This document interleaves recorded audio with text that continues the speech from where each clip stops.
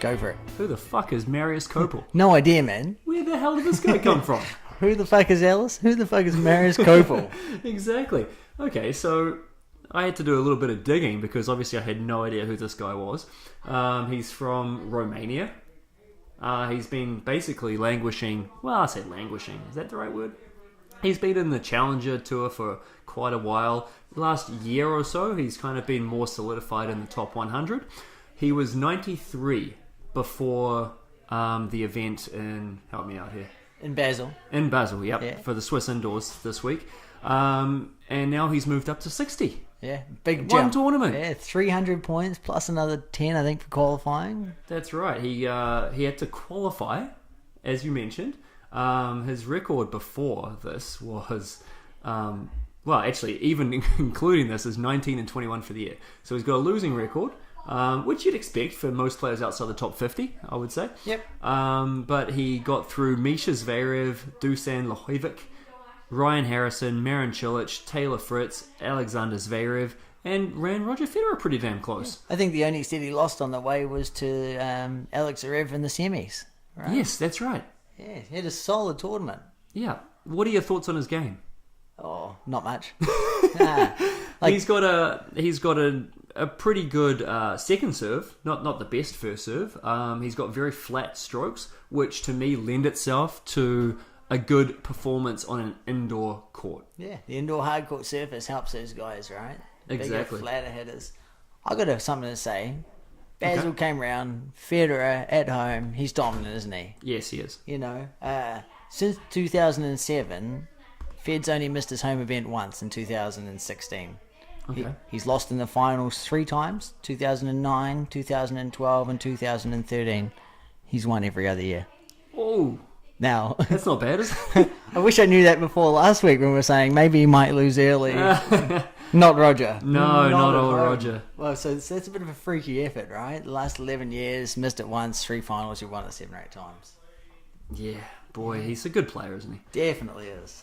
And I was watching Federer play in this tournament, and I thought to myself, boy, he hasn't lost that much of a step. Like, he's looking pretty good. Covers the court so well. Yeah. Right? He moves so efficiently that it doesn't seem like he's losing a step. Against Copil in the final, he got to a point, I think it was 30-40, when he was serving for the match. Boom, boom, boom, first serves to win it. You know? Like, that's just how he is. He can serve pretty big, actually, and he can put the ball on a dime. Yeah. I think that placement beats power, right? And what he does with the ball off that same toss is incredible. Federer's ability to place the serve is severely underrated, I think. Yeah. And it's a huge part of his game. Definitely is. Yeah. Okay, well, what else happened? We also had Vienna, where Kevin Anderson booked his ticket to London. Yeah. He smashed the field, really. I think he had a tough match, the first one with Basilashvili. But had a pretty easy week, and he got through and beat Nishikori in the final, 3-5. I mean, not surprised here. I called Kevin Anderson winning the event last week. Again, we talk about these big hitters playing indoors on a faster surface. They're going to be tough to beat. Absolutely. And now we've got Nishikori, who must reach the Paris semi-finals for a chance to qualify for the year-end champs. For a chance. Yeah. So a few players losing some points coming up, huh? Absolutely. Well, let's just go through, I guess, the race to London really quick then, while we have it, just because we've got Paris coming up this week, followed by the next gen finals in Milan. Following week is the London year-end championships, which I guess we're all gearing up for now. Yeah. Okay, so the top 6 have booked their spots, which is Nadal, Djokovic, Federer, Del Potro with an asterisk, Zverev, and Anderson. They've booked their ticket. Cilic is at 7th. He will qualify with a semi-final in Paris, and we've got Dominic Thiem, who qualifies by winning Paris. Kei Nishikori, who's 9th, must reach Paris semi-final for a chance to qualify. John Isner must reach Paris final for a chance to qualify. What do I think is the best chance out of that? Yeah. Maybe Isner. What? Yeah. I think he's going to just crush those indoor courts in Paris. Well, yeah, it wouldn't surprise me. You know, something on the line there.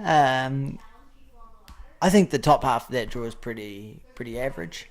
I also think the bottom half of the draw is stacked with someone like Federer in there. Federer and Djokovic on the same half of the draw indoors, right? Yeah. Nadal hasn't played a match in the last couple of weeks. So he might come out rusty. I don't know. Playing on a faster courts, I think there's some upsets in that top half of the draw. Yeah, very well maybe. Kevin Anderson's got a rematch with Nishikori coming up in there. It's it's a very interesting tournament. Are these guys geared up fully for the last 1,000, or are they just using it as some match practice before they play the year-end event? Let's just have a look at a few of these matchups in Paris. We've got Gasquet and Shapovalov first round. Who do you like? Yeah, Chapo. Chapo? I don't often say that, but Gasquet, I think he pulled out an event last week. I think that gives Chapo a chance. Okay. Yeah. And if he wins that, he's got a guaranteed win with Jack Sock in the second round. Well, that's it, right? And my boy Jack Sock, losing points. Defending champion here. Oh, God, poor Jack. If he wins that, he's got Nadal, right? I really want Jack to just win a few matches here. Yeah, but you win one match, you get 90 points, and you got to play Nadal. Good luck. Sorry, Jack. I did all I could for you, buddy. Medvedev, Carreño Busta, another quality first round match. Who do you like there? Yeah, Medvedev. Yeah. Same thing, slapping that ball around on the hard courts. Yeah, absolutely. Tiafoe Mahout. I got Tiafoe there. What do you reckon? Yeah, see, that's where you and I differ. I think Mahout playing at home, serving volley, hard courts, he's got a shot. I think. And he qualified, so he's used to the environment. And I think you'll beat him in 3 sets. Okay. Yeah, a couple of breakers in there. Yeah, no, that sounds good. Yeah. Lopez de Minaur. Yeah. Lopez, I think, qualified as well, didn't he? He did. You're right, yeah. De Minaur, bit fighting. I think he'll get him. I think he'll beat the experienced player of Lopez. I'll say whoever wins that is going to get through Schwartzman. Yeah, good call. Yeah, Schwartzman on the indoor hard court, no chance. I heard the French saying that they've quickened up the court for this week's event. Is that right? Yeah. Interesting. So even, Federer's draw there with the winner of Raonic, I think that's a tough second round match. Kachanov, Edmund, second round. Who you like? Yeah. Kakanov? Yeah, I like him. Mind you, I like him. I'll give it to him. I do too. I like Isner to get through that section though. Yeah, as you said. See, I think he's got a draw, and does he have to win it to go? Then if he has to win it, he might win it. That's true. We've already spoken about Anderson. He's got Basilashvili likely to get through there, we think. Yeah. And then it'll be an interesting rematch in the third round with possibly Kei Nishikori. Yeah, again, back-to-back tournaments, and they would have played twice in 4 days or 5 days. Then it could be a swing of results. Federer, who's the third seed, has probably the worst draw, I think. He's got the winner of Raonic and Songer first round. Yeah. Songer, of course, just coming back with a wild card to get into the event, so I'm gonna have to take Raonic on that one, I think. Yeah, Raunic's my pick to beat Federer. That's my pick of the week. Yeah, there's no odds. Heard it here first, kids. There's no odds out for that, but I think on the harder courts, quicker courts, I think Roger's played a lot of matches last week in Basel. He'll fly to Paris. I think that's tough. Cilic, Kohlschreiber. Kohlschreiber generally tends to do better than his game suggests. Yeah. He generally does pretty well in these events. So I wouldn't be surprised if he beat Cilic. Cilic has had a couple of slow events the last couple of weeks as well. I think losing first round and second round last couple of weeks. Yeah. Here we come to the most interesting part of the draw for me, Andy, and that's Dimitrov.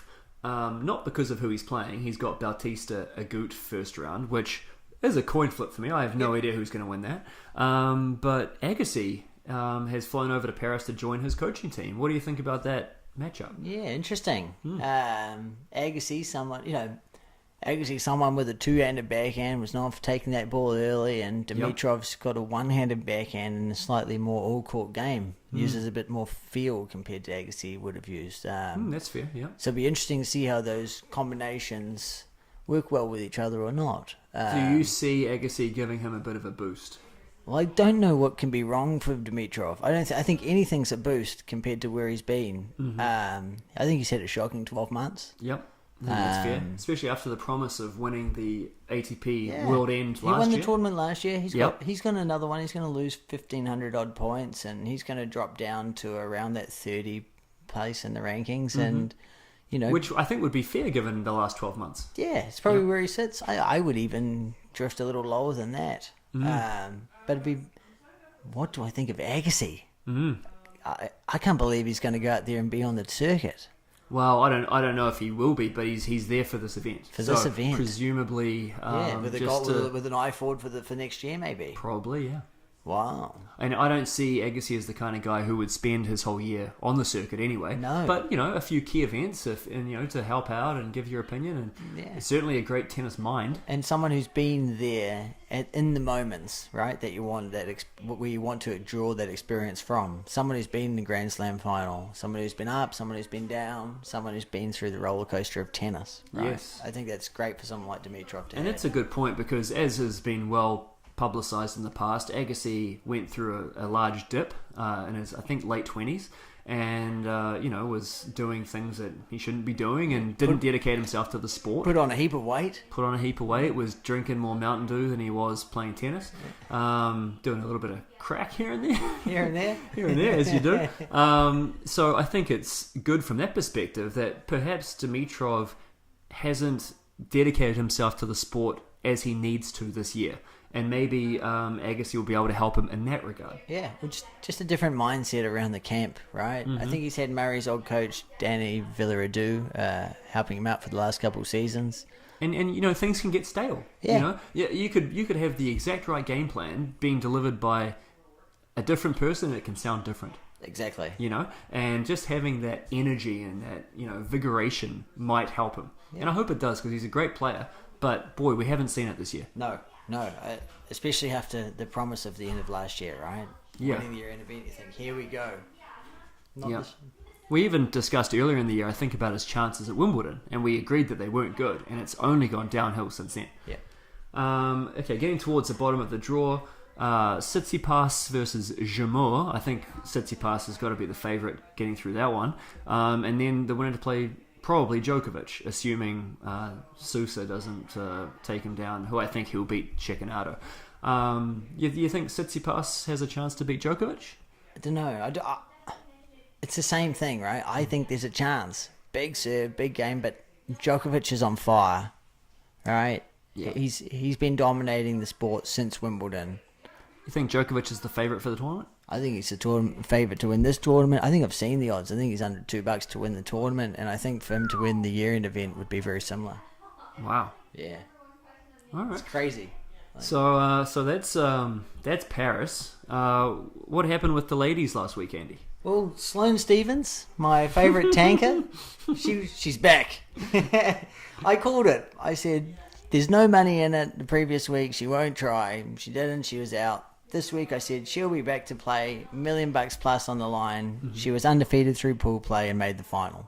So it was a smart decision to tank. Yeah. Okay. Tank effective. Yeah. She picked up 1.2 million and 1,080 points for her effort. So is it fair for me to say to the kids out there listening, sometimes you have to tank? Yeah, but the kids aren't travelling, Gareth, like this, right? Oh, they travel around Atlantic Canada. Sometimes you got to tank to get to the next tournament, don't you? Tournaments are weeks apart. I think it was a really good tournament for Sloane Stephens. She beat everyone that she played against, apart from Svitolina in the final. She was up a set, 3-6, and then lost 6-2, 6-2. Who, correct me if I'm wrong, Svitolina only got into the draw because Halep pulled out. Yep. Yeah, there's a couple of ladies I think that were missing from the year-end event that should have been there. And I think, as I read an interview with Sloane Stephens saying the bottom 4 players in the draw, or the bottom 2 players in each pool, really wanted to prove to the other 4 that they're in there with them, that they're at that level, and clearly they were. Yeah, well, and you're right, because that's what was interesting to me after the pool play, that the top 4 seeds were out. and 5 through 8. I mean, Osaka didn't win a match, right? She lost all 3 of her matches. She picked up the 150 odd grand for appearing, but that's not the same as that Sloane Stephens money now. No, that's true. So Sloane made the right decision, she did. I thought the doubles was interesting for the woman at the year-end event. When I was at Newcomb's Academy, this girl there called Nicole Malika, and she made the doubles year-end event after making the final of Wimbledon this year. They lost first round and got 80k to split between them. That's great. In the men's event, in a couple of weeks' time, that'll be done in pools. The men will play 3 matches in the pool, and the women's, they had a straight draw from the quarters. Oh, really? I thought that was interesting. Yeah. And slightly disappointing that they didn't have more women's doubles matches out there for the viewers to watch. Mm. Yeah. I didn't see one shot played of this WTA finals event. Yeah. How was the interest level in the tennis community from your perspective? Oh, none. I think I'm the only one that was probably taking a peek to have a look. Yeah. At least around here anyway, right? Because around here, and we, for those of you that don't know, we work at a tennis facility, so we have tennis on the TV whenever we have the opportunity. It was either Vienna or Basel. Yeah. There was nothing on the WTA. Yeah. And this is the top. I don't even think it was televised. Not that we could find, right? Yeah. You can go some back ways online like I do and see matches, but Sure. for the top 8 players in the world to not have any television time over here is disappointing, right? It's like, Well, I mean, it comes back to you put on what people want to see. yeah. So there's no interest. There's some interest from diehard tennis fans. No one else. I'll put my hand up there, right? Yeah. But even then, I'm not paying for a cable subscription. I'm doing it through the back ways online. Exactly. So, I mean, I guess it brings up what we discussed earlier in the year, which is, men's and women's pay, and we don't have to delve too deep down that rabbit hole again, but you've got a WTA end of year finals where there's very little interest. Very little interest and huge money on the line. Yeah. You think that would at least draw some viewers in to watch, Yeah. right? I think. Because a lot of the pushback that we heard when you look at the Grand Slams and how women get paid the same amount, and I'm all for men and women getting paid the same amount if the interest and the revenue is the same for the women. Exactly. It's not the case. No. And this proves it, I think. Yeah, well, I mean, not being on television was one, but the crowds were very sparse. There was hardly anyone in there. It's disappointing. Maybe having it over in Singapore and the time delay is no good for us. But I don't think you see that as an excuse. No, definitely not. So the last thing I wanted to mention this week, Andy, was so Nick Kyrgios, one of our favorite. My ears light up. Yeah, one of our favorite players on the circuit. So he, do you know about this Twitch, Andy? Twitch, what do? Play video games? Play video game. Basically, you're watching somebody play video games, and I mean, look, I'm 34 years old. It sounds stupid to me. But the kids will do it, right? The kids will come in with their phones and like, what are you watching? And they're like, oh, somebody playing Fortnite or somebody playing this or whatever. And I said to one of the kids over the summer, why? Like, just tell me why. What's going on with this? And they said, well, do you watch sport? And I said, yes. And they're like, well, isn't that the same thing? And I don't know if I agree with that in its entirety, but I understand where they're coming from. They're watching the best video gamers play a game. Yep. And that helps them then play their game. So I get it. Definitely. I wouldn't do it myself, but I get it. So anyway, Nick Kyrgios is on Twitch, so live streaming himself playing. Yep. And I guess he can, I mean, look, correct me if I'm wrong. Anybody out there that can tell me more about Twitch, please let us know in the comments. But people can view him and comment on him. So anyway, he's playing Call of Duty, which I guess is a war game. Yep. Okay. So he's interacting with, I guess, other people in his camp and also with people online. And somebody says to him, well, why are you not playing Fortnite? Like, you need to be playing Fortnite. And he says, I'm about as good at Fortnite as Ivo Karlovic is from the back of the court.